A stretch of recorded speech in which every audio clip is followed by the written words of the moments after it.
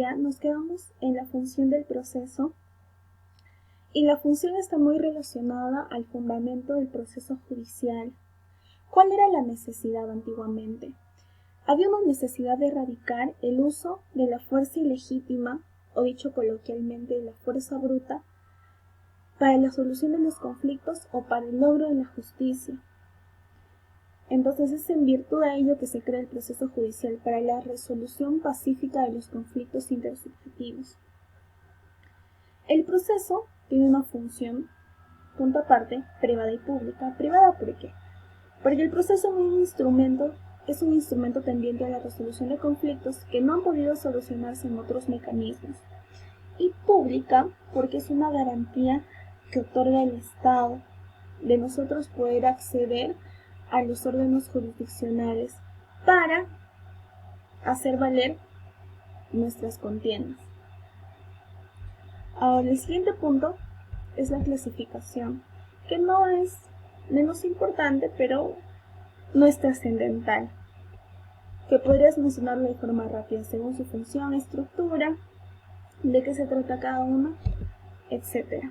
Y el siguiente punto que sí considero importante es el Estado constitucional de derecho.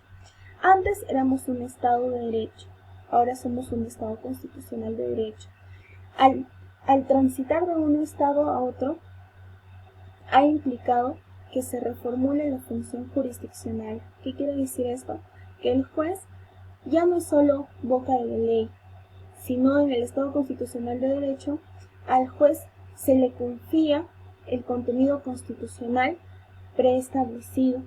Entonces de ahí que nace el control difuso por el Poder Judicial y el control concentrado por el Tribunal Constitucional. Y además decir que el Tribunal Constitucional es el máximo intérprete de la Constitución. Terminada esta variable, pasamos a la variable del plazo razonable. En la anterior variable habíamos acogido la definición de Monroy-Galvez. Para esta variable, en la tesis, esta sí la he elaborado yo, completamente el plazo razonable, y he adoptado como conclusión a los demás autores, ¿qué sería para nosotros el plazo razonable? Ya. Entonces, antes de mencionar la definición, sería bueno que tal vez pudieras introducir con una frase empoderadora, con una frase que llame la atención del jurado, que puede ser esta: nada se parece tanto a la injusticia que la justicia tardía. Y justamente es eso el plazo razonable. Es tener un juicio que garantice que este se va a llevar a cabo de forma oportuna y no con un tiempo indeterminado.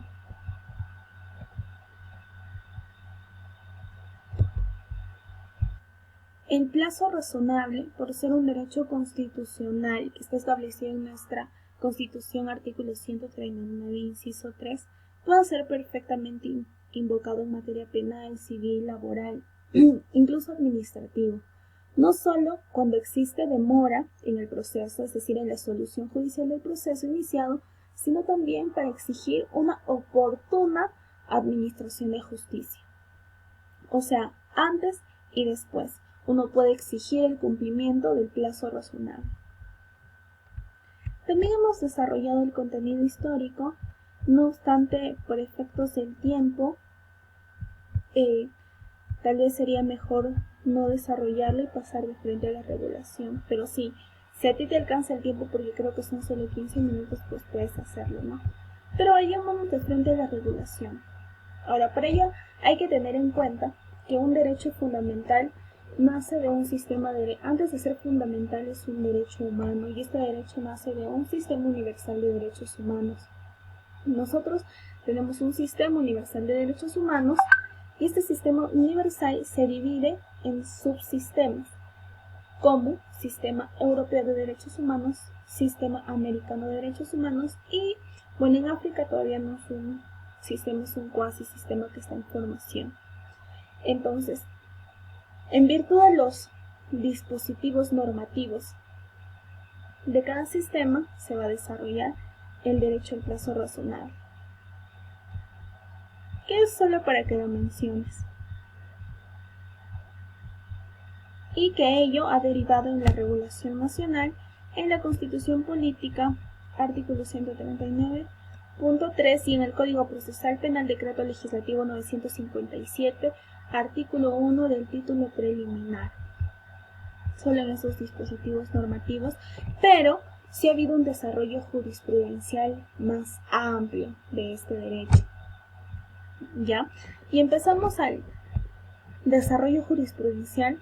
Como decía, que hay dos sistemas de derechos humanos, hay dos tribunales. Uno de ellos es el Tribunal Europeo y otro es la Corte IDH, Corte Interamericana de Derechos Humanos. De estos dos, por efectos del tiempo, solo vamos a agarrar un caso, y el caso más sonado, por decirlo así. Entonces, en cuanto al... Antes de que el Tribunal Europeo acogiera criterios establecidos, acogiera 4 criterios, se estaban aplicando una infinidad de criterios, en total 7, que aquí lo puedes ver, ¿no? Pero con la evolución jurisprudencial, estos llegaron a ser 4. En nuestra legislación solo son 3, y es importante tenerlo en cuenta cómo es esta evolución. Pasando al caso más sonado del Tribunal Europeo, tenemos el caso Moreira de Acevedo versus Portugal. Este caso versa sobre, el señor Moreira de Acevedo recibe un disparo de su cuñado, es trasladado al hospital gravemente y luego, pues, accede a los órganos jurisdiccionales para que se sancione a la persona que le dispara y también para solicitar una indemnización por el daño ocasionado, porque este señor, después de tal accidente, quedó con daño cerebral, incapacitado de poder ejercer sus labores como conductor. Entonces era necesaria una indemnización para que pueda subsistir y que esto sea rápido. Pese a la gravedad del asunto, al final se concluyó el tribunal cuando el señor Moreira de Acevedo no pudo tener una solución interna, tuvo que demandar a su estado, que es Portugal, e ir al Tribunal Europeo. El Tribunal Europeo sancionó al estado de Portugal porque se había demorado mucho tiempo en resolver el caso y es más, no le habían dado una indemnización. Entonces, como correspondería, le otorgaron al señor Moreira de Acevedo una indemnización pecuniaria en base a los criterios que había dado a conocer antes, ¿no? Estos 4: complejidad del caso, actividad procesal del interesado, conducta de las autoridades judiciales, etc. Asumiendo esta misma fórmula de solución, es que la Corte IDH resuelve el caso Genia Lacayo versus Nicaragua. ¿Qué había pasado? Un jovencito estaba en su automóvil en la carretera conduciendo y se cruza con efectivos militares, quienes pensaron que los quería pasar y entre ellos le dispararon con su arma y lo dejaron botado en la carretera y falleció en shock hipovolémico. Entonces su familia accedió a las instancias administrativas, policiales, militares y judiciales, y como se trata de efectivos militares y como lo que suele pasar muchas veces es que no se llega a identificar, mucho menos sancionar a los culpables.